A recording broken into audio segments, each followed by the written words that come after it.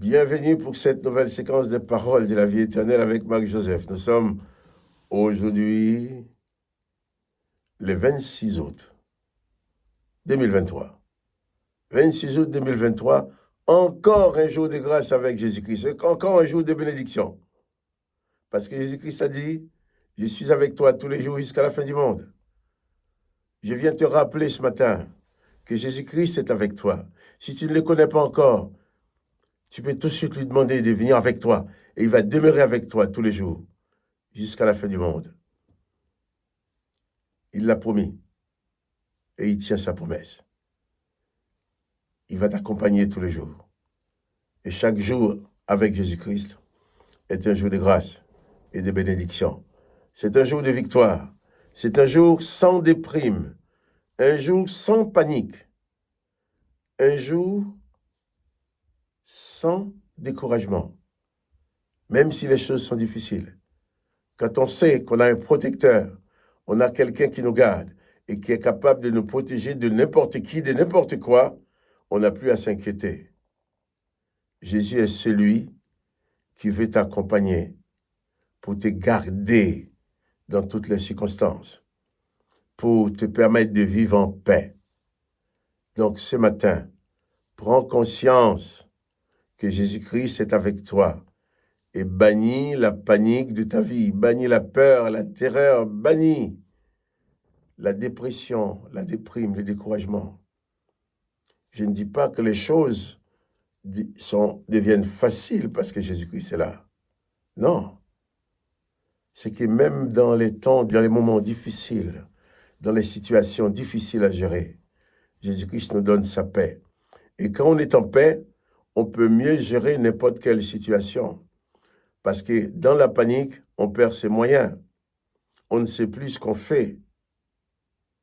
On va se cogner la tête de gauche à droite sans avoir de bons résultats. Pourquoi? Parce qu'on n'a pas de maîtrise. Ce n'est que dans la paix qu'on peut réfléchir. Dans la tranquillité qu'on peut comprendre les choses d'ailleurs. Mais Jésus-Christ apporte d'abord cette paix, cette tranquillité dans ta vie, en sorte que tu puisses affronter quelle que soit la situation dans la paix et faire tout ce que tu peux faire. Et quand tu arrives à un niveau où tu ne peux plus rien, alors, élève ton âme à Jésus-Christ. Il va continuer à ta place.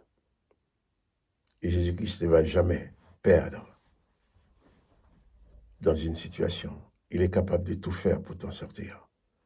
Que le nom de Jésus-Christ soit béni. Que toi aussi tu sois béni. Avant de continuer, je te demande de ne pas oublier de cliquer, de liker cette vidéo. Dis que tu aimes. Si tu l'aimes, mais si tu ne l'aimes pas, ne le fais pas. Mais si tu trouves que c'est une bonne chose, clique pour dire que tu aimes. Ça va permettre à beaucoup d'autres d'entendre ces mêmes choses et de voir cette même vidéo. Mais nous allons continuer à parler de ces privilèges que tu peux avoir, d'être conscient de la présence de Jésus-Christ dans ta vie, tous les jours, sans interruption. Nous allons continuer, nous allons continuer à lire dans l'évangile de Marc. Nous étions au chapitre 14. Hier, nous avons lu ensemble là où les religieux de l'époque, les sacrificateurs, les rabbins, les scribes, complotaient pour arrêter Jésus par ruse et pour le faire mourir. Ils voulaient utiliser des ruses pour le condamner, sachant qu'ils ne pouvaient rien trouver de mal à lui reprocher. Mais je disais aussi que même s'il y a des gens autour de toi qui veulent utiliser des ruses pour te faire tomber, t'inquiète pas, si Jésus-Christ est avec toi, personne ne pourra te renverser. Je vais lire ce texte, je vais continuer la lecture. Marc chapitre 14, on est au verset 3. Comme Jésus était à Béthanie, dans la maison de Simon le lépreux, une femme entra pendant qu'il se trouvait à table. Elle tenait un vase d'albâtre qui renfermait un parfum. Je lis très mal. Elle tenait un vase d'albâtre qui renfermait un parfum de nard pur de grand prix. Et ayant rompu le vase, elle répandit le parfum sur la tête de Jésus. Voilà une femme. On ne dit pas encore qui était cette femme, mais c'est certainement une femme qui a été bénie, qui a été guérie par Jésus. Cette femme était tellement reconnaissante de ce que Jésus a fait pour elle. Il est venu répandre le parfum sur Jésus. Et je continue la lecture au verset 4. Quelques-uns exprimèrent entre eux leur indignation. À quoi bon perdre ce parfum? On aurait pu le vendre plus de 300 deniers et les donner aux pauvres. Voilà. Jésus dans la maison de Simon le lépreux. Oh, c'était pas dans la maison des riches du pays, dans la maison des sacrificateurs, dans la maison des scribes, dans la maison de ces grands messieurs qui ont des grands moyens. Ils estimaient qu'ils n'avaient pas besoin de Jésus. Mais Jésus était dans la maison de Simon le lépreux, un lépreux certainement qui a été guéri par Jésus. Et cette femme est entrée avec ce parfum qu'il a répandu sur la tête de Jésus. Cet homme a fait ça en signe de reconnaissance, parce qu'elle savait qui était Jésus pour elle.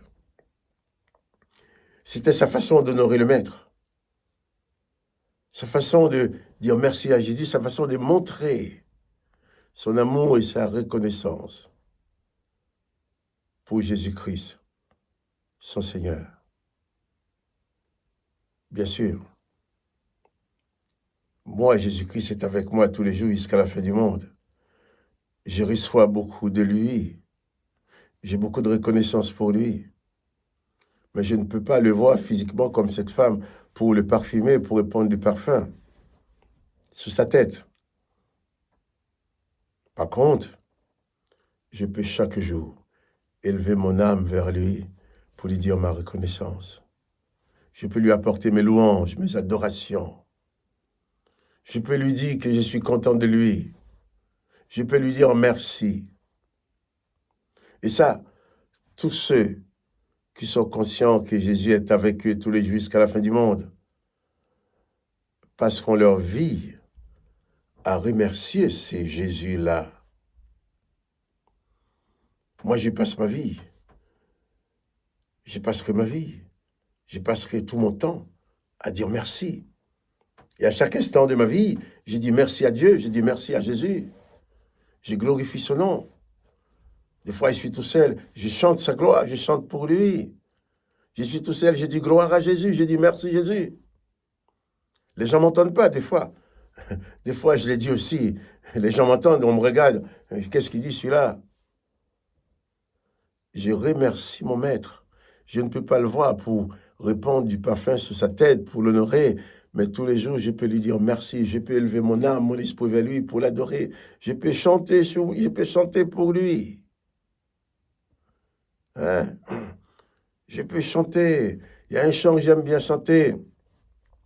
Je chanterai, Seigneur, ton hymne magnifique, ta gloire et ta splendeur, ta suprême bonté.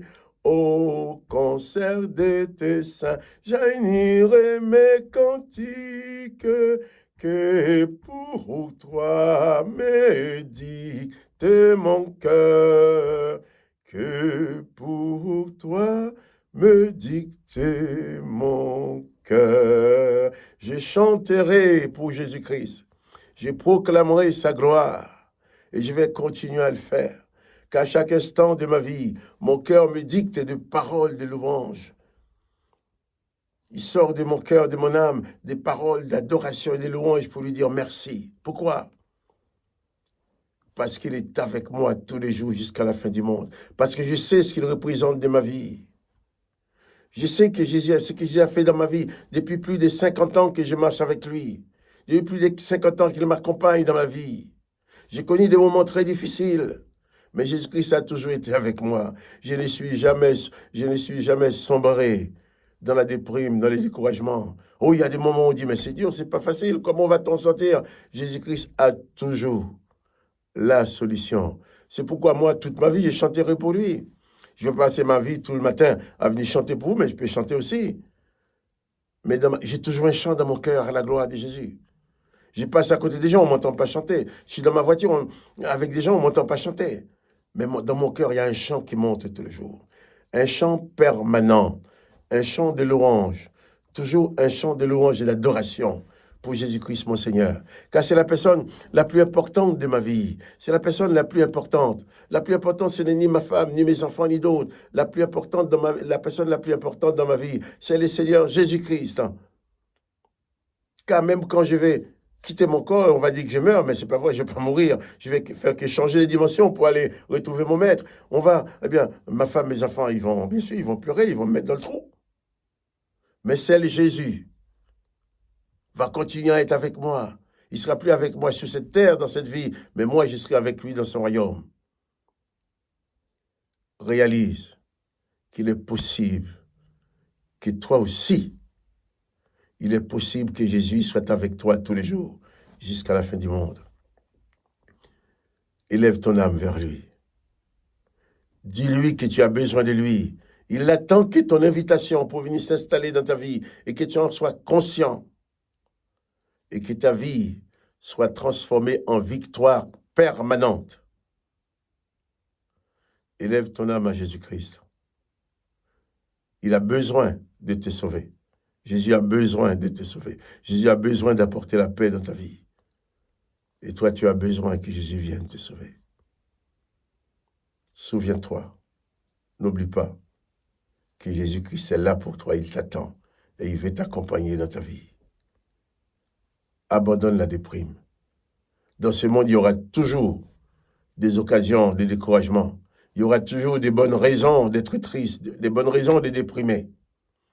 Mais il ne faut pas céder à ces soi-disant bonnes raisons. Reçois Jésus-Christ dans ton cœur. Sois heureux, sois en paix, même quand il y a la guerre autour de toi.